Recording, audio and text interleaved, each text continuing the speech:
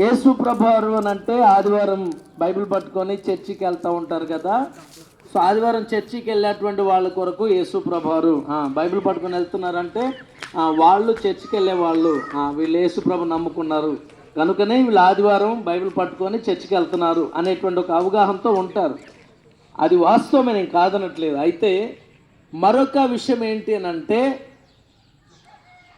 ఆదివారం చర్చికి వెళ్ళేటువంటి వాళ్ళకు దేవుడైనప్పటికీ చర్చికి పోని వాళ్ళకు కూడా యేసుప్రభు దేవుడే. ఎందుకంటే ఆయన అందరికీ దేవుడని వాక్యంలో రాయబడ్డాయి. కొంతమంది ప్రభువుని అంగీకరించి ఆయన వెంబడించడానికి మందిరానికి వెళ్తూ ఉంటారు. కొంతమంది యేసుప్రభు ఇష్టమైనా కూడా ఆయన అందరిలో ఒక దేవుడు, ఆయన కూడా దేవుడే అని నమ్మేటువంటి వాళ్ళు ఉన్నారు. వాస్తవం అది కూడా. కొంతమంది చర్చికి వెళ్ళి దేవుణ్ణి ఆరాధిస్తారు, యేసుప్రభుని కొలుస్తూ ఉంటారు.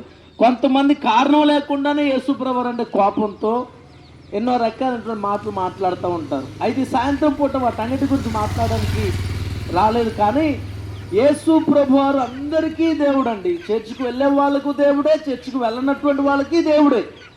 ఎందుకంటే దేవుడు అనేటువంటి వాడు ఒక్కడే, నేనే దేవుణ్ణి అని దేవుడి వాక్యంలో బైబిల్ గ్రంథంలో రాయబడింది.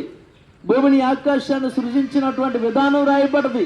సూర్య చంద్ర నక్షత్రాలు కూర్చున్నటువంటి పుట్టుక రాయబడింది. భూమి మీద ఉన్నటువంటి సముద్రము, పర్వతాలు, నదులు, ఎన్నో రకాలైనటువంటి జీవరాశి, సముద్రం లోపల ఉన్న జీవరాశి, కనబడుతున్నటువంటి ప్రతి ప్రకృతి కూడా దేవుడి యొక్క చేతి పని అని రాయబడింది. అందుకే దేవుడు వాక్యాలు రాయబడింది. యేసు ప్రభు అందరికీ దేవుడై ఉన్నాడు, అందరికీ ప్రభు అయి ఉన్నాడు. ఆయన ఒక కులానికి, ఒక మతానికి, ఒక వర్గానికి సంబంధించినటువంటి వారు కాదు. యేసు ప్రభువారు అందరికీ దేవుడే. చిన్నవాడికి దేవుడే, పెద్దవాడికి దేవుడే, ఇదిగో పేదవాడికి దేవుడే, ధనవంతుడికి దేవుడే, భారతదేశంలో ఉన్నటువంటి మనుషులందరికీ దేవుడే, భారతదేశం అవతల ఉన్నటువంటి ప్రజలకి దేవుడే, ప్రపంచం అంతటికి దేవుడై ఉన్నాడు ఆయన. కాబట్టి ఈ ప్రత్యేకత ఏంటి? యేసు ప్రభు నమ్ముకోవడంలో ఉన్నటువంటి ప్రత్యేకత, యేసు ప్రభులో ఉన్నటువంటి ప్రత్యేకత ఏంటి అని అంటే, ఆయన మనుషులందరి కొరకు ఆకాశం నుంచి భూమి మీదకి వచ్చి మనుషుల పాపాల నిమిత్తం ప్రాణం పెట్టినటువంటి వాడు కనుక, ఆయన మనుషులందరినీ ప్రేమించిన వాడు కనుక, ఆయన మనుషుల కొరకు శిలువ మోసాడు కనుక, మనుషుల నిమిత్తమే మరణించి సమాధిలో పెట్టబడి 3వ దినాన తిరిగి లేచాడు కనుక ఆయన ద్వారానే రక్షణ ఉంది అని పరిశుద్ధ గ్రంథమైన బైబిల్లో రాయబడింది. ఆయన ద్వారానే రక్షణ ఉంది. మనుషుల కొరకు చనిపోయి తిరిగి లేచినటువంటి వాడు ఎవరిని మీరు ఆలోచన చేస్తే, పరిశీలన చేస్తే, పరీక్షిస్తే, దాని గురించి చదవడానికి, తెలుసుకోవడానికి ప్రయత్నం చేస్తే యేసు ప్రభువారే అని తెలియచేయబడుతుందండి. శిలువ మోసింది ఎవరు? రక్తం చిందించింది ఎవరు? మనుషుల పాపాల నిమిత్తం ఆలోచించి మనిషి పాపాలు చచ్చిపోతే వాడు నరకానికి వెళ్తాడు.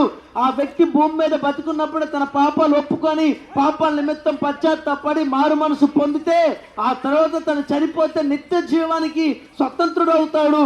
ఇదిగో నేనుండేటువంటి స్థలానికి ఆ వ్యక్తి రావాలి అని అంటే ఆ వ్యక్తి పాపం లేని వాడిగా ఉండాలి అనేటువంటి ఆలోచనతోటి యేసు ప్రభువే ఈ లోకానికి, పరలోకం నుంచి భూమి మీదకి దిగొచ్చాడు.